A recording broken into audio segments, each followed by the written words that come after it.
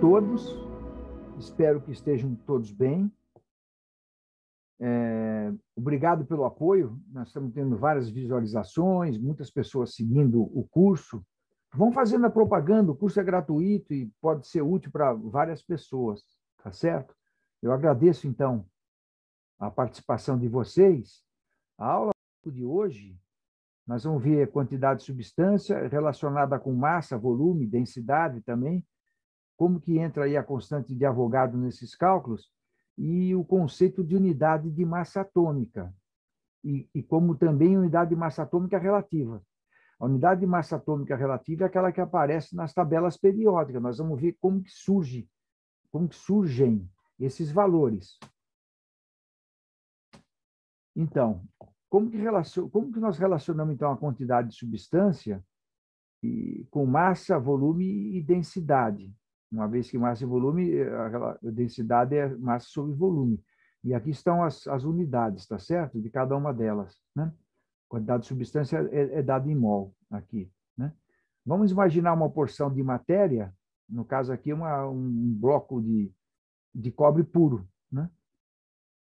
Então, matéria no universo físico, ela tem massa e tem um volume, ocupa um espaço, tem massa e volume.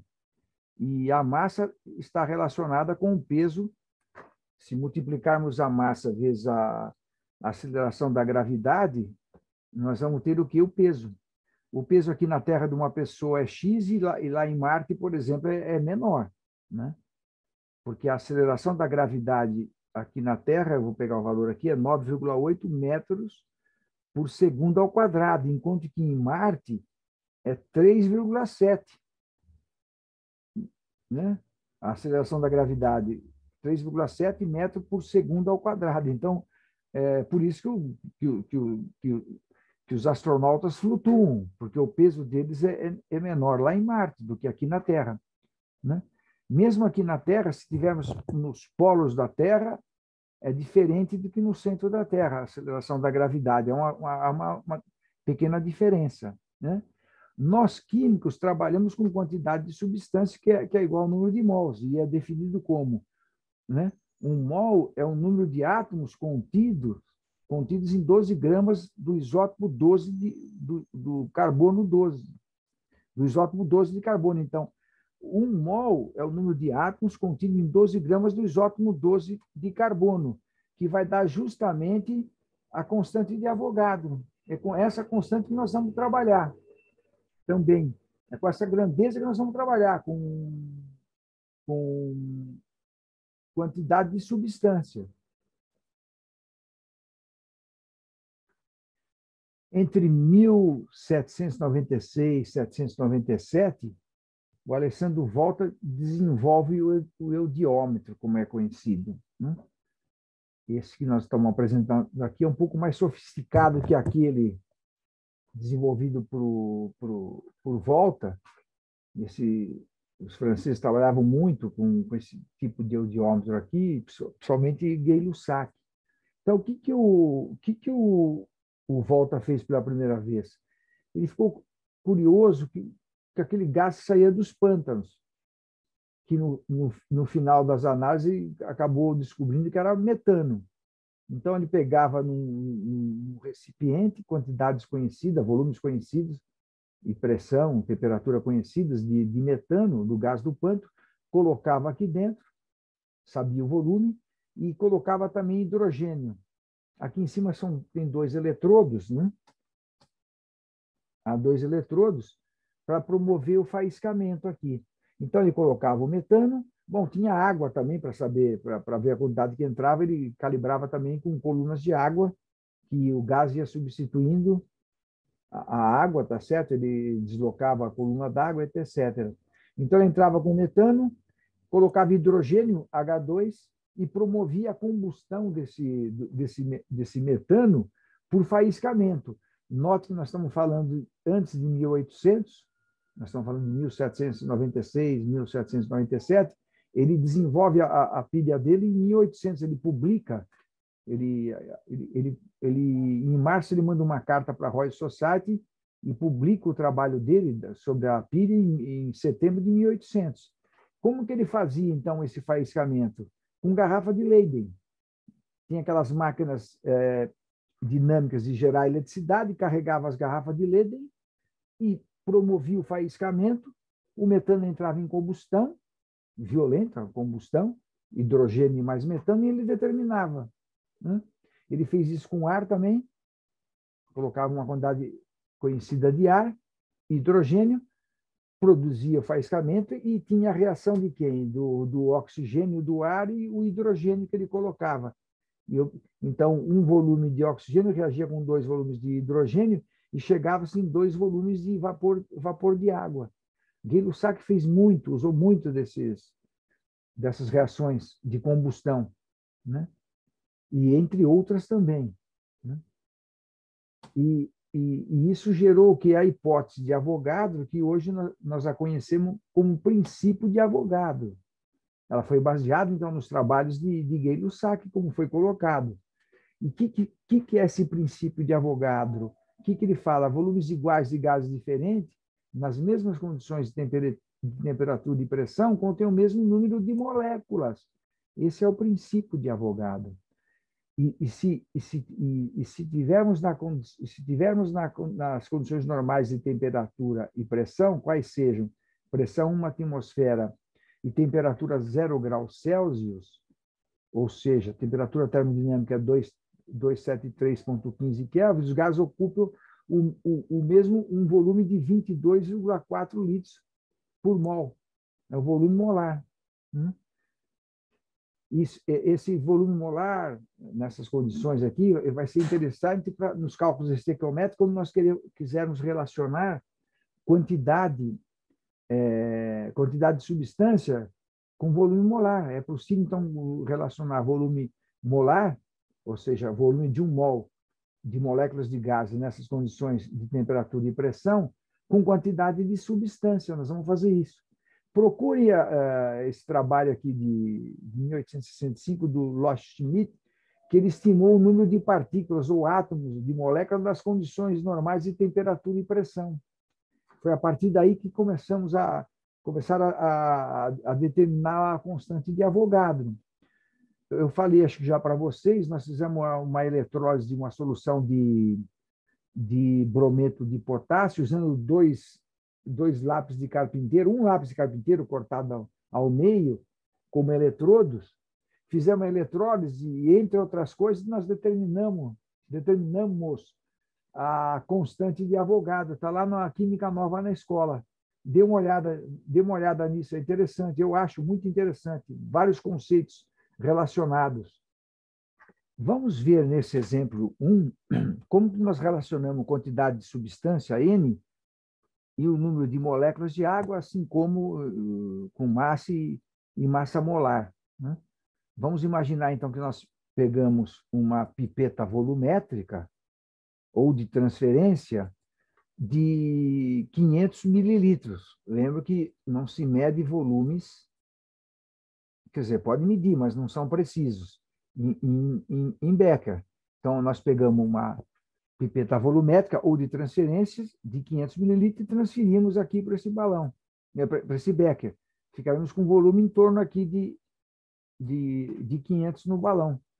Então, vamos então calcular qual que é a quantidade de substância e qual que é o número de moléculas de água que nós temos nesse meio litro de água ou 500 mililitros de água a 20 graus.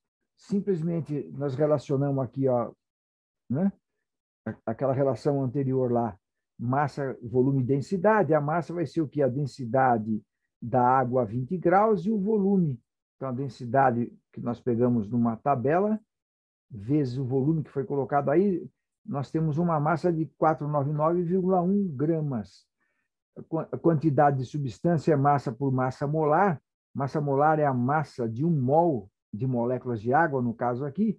Ao dividirmos, então, 4,991 pela massa molar da água, chegamos a um valor de N de 27,70.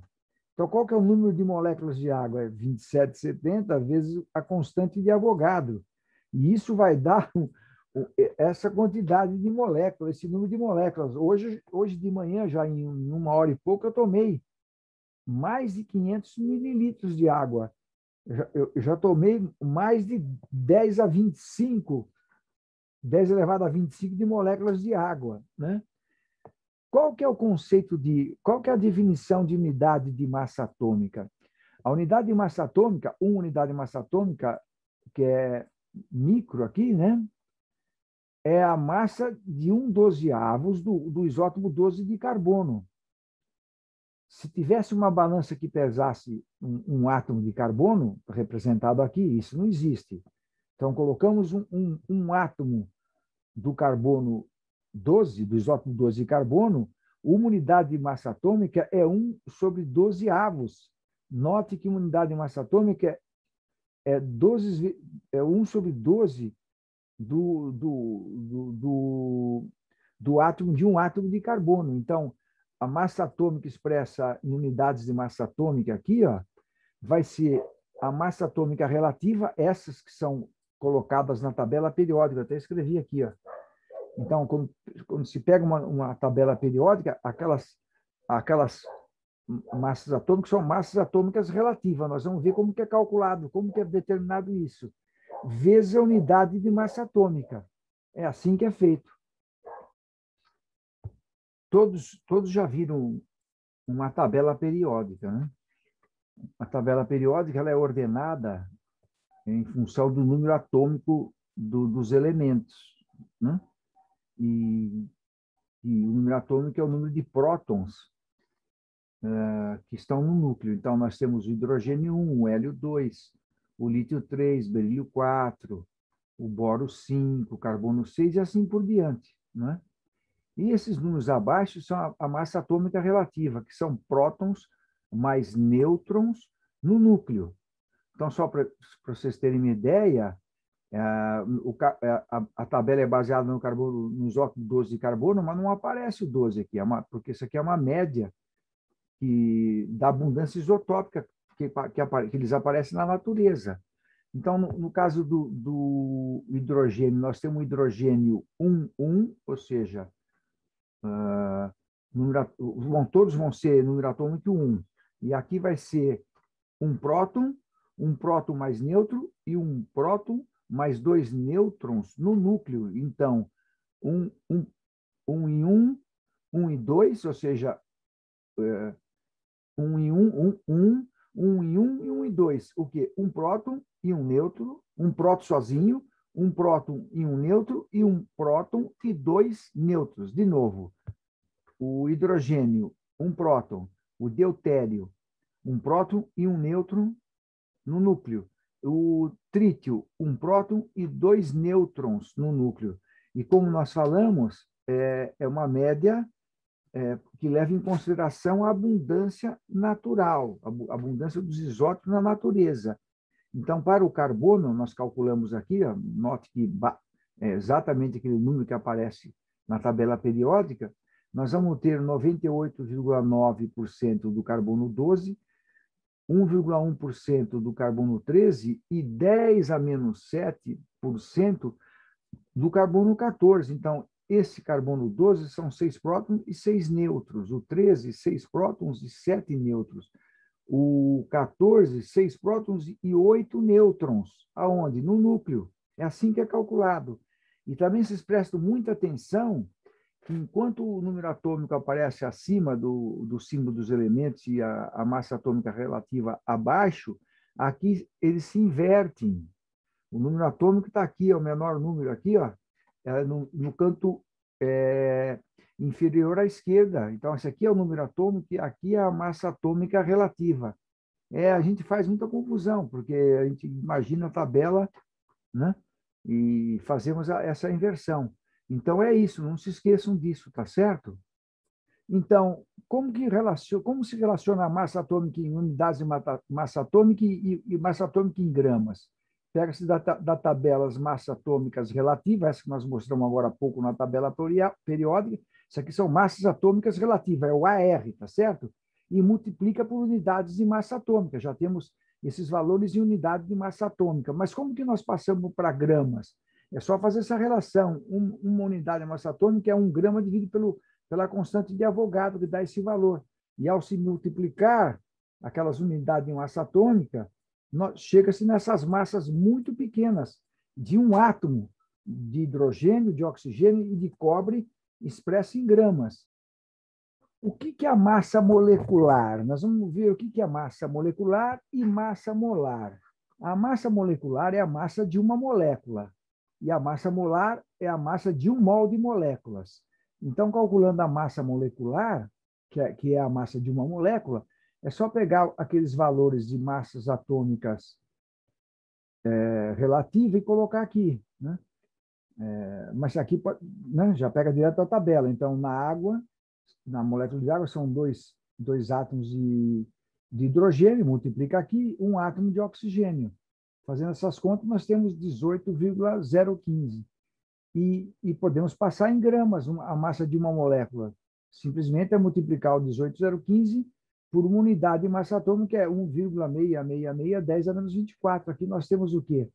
A massa de uma molécula em gramas, que é 3,10 a menos 23. É uma massa muito pequena. Difícil até de imaginar, não é isso? E o que seria a massa molar?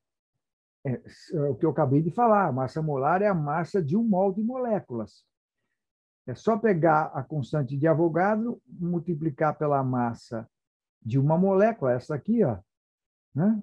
Constante de Avogadro, massa de uma molécula, nós temos que a massa molar da água, que é 18,07 gramas por mol.